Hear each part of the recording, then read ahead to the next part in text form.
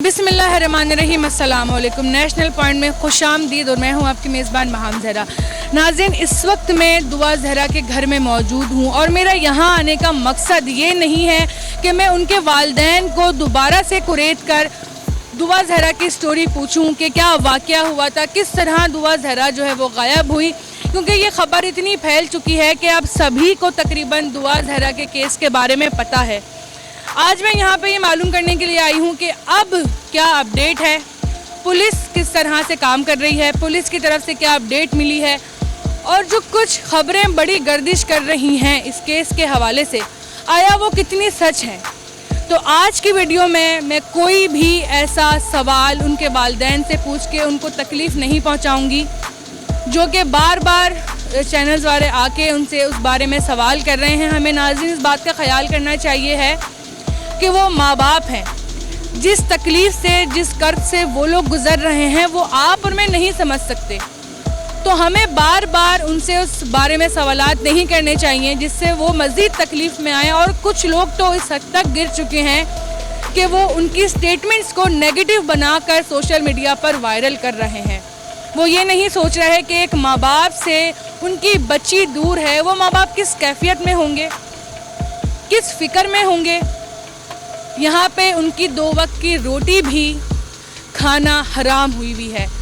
ये सिर्फ़ एक माँ और एक बाप ही समझ सकते हैं कि उनका लखते जिगर जब उनसे दूर है तो वो किस तरह ज़िंदगी गुजारेंगे, ना कि वो बैठ के अपनी चीज़ों की बार बार वजाहत करते रहें, क्लैरिफिकेशन देते रहें कि जी ऐसा नहीं ऐसा हुआ था। तो हमें इस बात का खुद दिल से ख्याल करना चाहिए। हमें अपनी सिर्फ स्टोरी को कंट्रोवर्शियल बनाने के लिए उनके जज्बात के साथ नहीं खेलना चाहिए।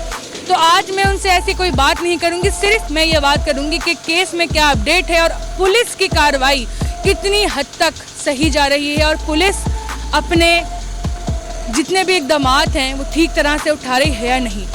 तो वीडियो को आप लोग एंड तक लाजमी देखिएगा और दुआ के लिए लाजमी दुआ कीजिए। ये मेरी दिल से अपील है। हम सब यही चाहते हैं कि जितनी जल्दी हो सके दुआ वापस आ जाए। पुलिस की जो करंट सिचुएशन है, जो वो 100% मुझे यकीन है कि पुलिस सब अपनी मैक्सिमम एफर्ट्स कर रही है और वो आज से ही नहीं, मेरे ख्याल पिछले 3-4 दिन से पुलिस फुल फ्लेज है। अच्छा, कुछ चीज़ें ऐसी हैं जो कि ऑथेंटिकेटेड जो है ना वो प्रूफ साबित हुआ है। जैसे कि एक चीज़ पे बहुत ज़्यादा वो हो रहा है कि जो टैबलेट है वो दुआ अपने साथ लेके गई है और भी चीज़ें लेके गई है, इसमें कितनी सच्चाई? सबसे पहले तो मैं आपको बताता हूँ, जब मेरी अब मैं बड़े भारी दिल से ये बात करने लगा हूँ क्योंकि एक बाप के लिए बड़ा मुश्किल होता है वो ऐसी बात करें। देखिए, जब मुझे पता चला कि मेरी बेटी घर में नहीं है, वो इंसिडेंट के आधे घंटे बाद की बात थी। तो जब मैंने नीचे जाके ढूंढा, इस घर के अंदर ढूंढा, मेरा घर सामने है, फर्स्ट फ्लोर पे मैं रहता हूँ, ठीक है। जब मैंने ये सारा सर्च कर लिया तो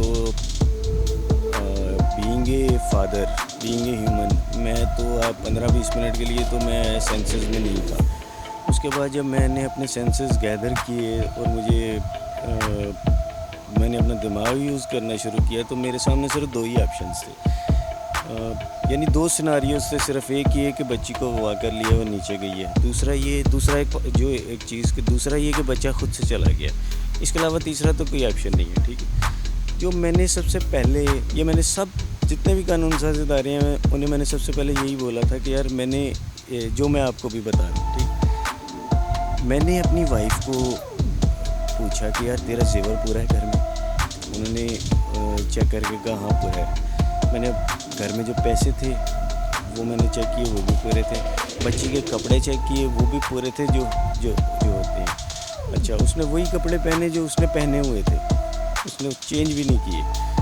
उसके जो शूज़ थे, यानी उसकी जो अच्छी सैंडल्स थी वो भी घर पे पड़ी हैं। उसने जो जूती यूज़ की जो वो थी जो नीचे सिर्फ सीढ़ियों के लिए एक रफ़ जूती यूज़ की जाती है।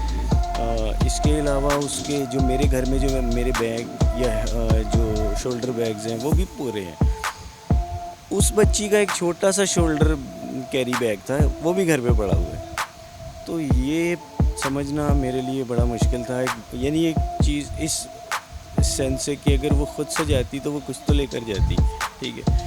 दूसरी चीज़, बच्चा हुआ वो भी समझ से बाहर है ये मामला, क्योंकि बज़ाहिर तो यही है 100% कि ये फ़िलहाल ऐसे ही लग रहा है कि ये हुआ ऐसे ही है, गली के अंदर से कुछ हुआ। लेकिन उसके ऊपर तहकीकात जारी हैं। बहुत से लोग इस वक्त भी हिरासत में हैं, तो इदारे अपना काम कर रहे हैं। देखिए, इसका आप सबसे रिक्वेस्ट है कि दुआ करें ताकि इसका कोई सल्यूशन जल्दी निकले। वो टैबलेट जो है उसके अंदर सिम नहीं डलती, ठीक है, वो विदाउट सिम टैबलेट है। उसके अंदर व्हाट्सएप नहीं है और उसके अंदर फेसबुक और ऐसी मैसेंजर और ऐसी सोशल मीडिया, मैंने उसे इंस्टाग्राम भी कभी अलो नहीं किया, और ट्विटर वगैरह कोई आईडी नहीं है। मेन चीज़ उसके अंदर सिम भी नहीं है। टैबलेट उसका एक था जो कि मिसिंग था। अब मैं आपको एक सिनारियो बताता हूँ। मेरी बच्ची का टैब जस्ट 7 इंच वाला टैब है। अमूमन अच्छा वो जीन्स की पैंट पहनती है, उसके रेगुलर रूटीन में शामिल है। तो उसे अगर उसकी माँ बोलती थी ना कि बेटा ये सामने घर में जाके ये खाना दे, तो वो टैबलेट को अपनी गेम, अगर वो गेम खेल रही होती थी तो गेम स्टॉप करके जेब में डालती थी, और वो यहाँ आके टैबलेट खाना दे के वापस जाके फिर टैबलेट निकाल के खेलना शुरू कर देती थी। यानी ऐसे जैसे एक नॉर्मल माहौल में बच्चे बिहेव करती हैं, बस जस्ट ऐसे ही। मैं नहीं समझता कि उस टैबलेट का इससे ताल्लुक़ है, क्योंकि उस टैबलेट में अगर मैं तो ये दुआ करता हूँ उसमें काश सिम होती, ठीक है, काश उस टैबलेट के अंदर सिम डलती, वो ट्रेस हो जाता। अगर पूरा पाकिस्तान नेगेटिव पॉइंट से सोच रहा है तो चलो मैं भी उनकी बात से मैं एग्री कर लेता हूँ। यार काश उसमें सिम होती, पुलिस डिपार्टमेंट दूसरे दिन ही बच्चा पकड़ कर ले आती कि यार ये उसमें सिम नहीं थी, उसमें व्हाट्सएप नहीं था, फेसबुक नहीं था, उसमें मैसेंजर नहीं थे, उसमें सोशल मीडिया का कोई भी प्लेटफॉर्म नहीं था। तो जस्ट वो बेचारी 2-3 गेम्स खेलती थी उसके लिए जी। और सबसे बड़ी बात ये, मैं हर 4, चौथे, 5वें दिन वो टैबलेट ख़ुद मोनीटर करता था, क्योंकि एक बाप की ज़िम्मेदारी होती है कि अपने बच्चों पे नज़र रखे। तो बच्चा जब सो रहा होता था तो मैं उस टैबलेट को अच्छे तरीके से चेक करता था। मैं खुद आईटी से रिलेटेड बंदा हूँ, ठीक है। अगर बच्चा अपने बाप से ज़्यादा नहीं हो सकता, ठीक है, तो मैं उसे बड़े अच्छे तरीके से वो गूगल के अंदर जाके और दूसरी चीज़ें जिस तरीके से भी मैं वो करता था, क्योंकि ये किसी भी बाप की ज़िम्मेदारी होती है कि वो बच्चों की एक्टिविटी को मॉनिटर करे। टैबलेट की मिसिंग होना मेरे लिए ज़्यादा वो होपफुल भी नहीं है, क्योंकि उसके अंदर कोई ऐसी डिवाइस भी नहीं है। दूसरी चीज़ ये, एक और पॉइंट मैं क्लियर कर दूँ, शायद मैंने किसी और चैनल पे भी बोला था, मेरे घर में टोटल 3 फ़ोन थे सिम्स।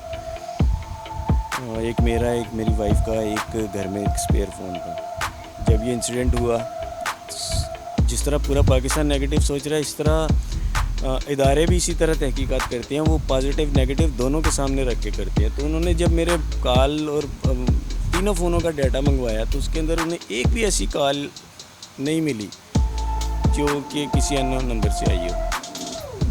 अगर काश कभी उनमें से कोई अननोन नंबर से कॉल आई होती तो हम उसके ऊपर एक्शन लेते और शायद अभी तक मेरी बच्ची आ गई होती।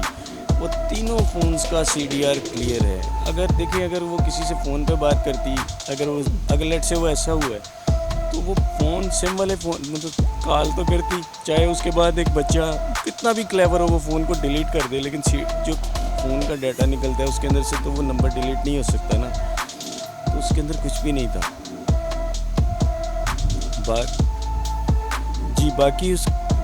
बाकी उसके अलावा इदारों ने कुछ ऐसे तरीके से भी वो तहकीकात की जो कि खाली फ़ोन की सिम्स के अलावा भी फ़िलवक्त तो यानी कुछ ऐसा वो निकला नहीं है। लेकिन देखें, मुझे बस उनके ऊपर ये यकीन है कि वो जिस लाइन पे भी काम कर रहे हैं, मुझे उम्मीद है कि वो सक्सेसफुल होंगे। और मेरी रिक्वेस्ट है आप सबसे कि दुआ करिए।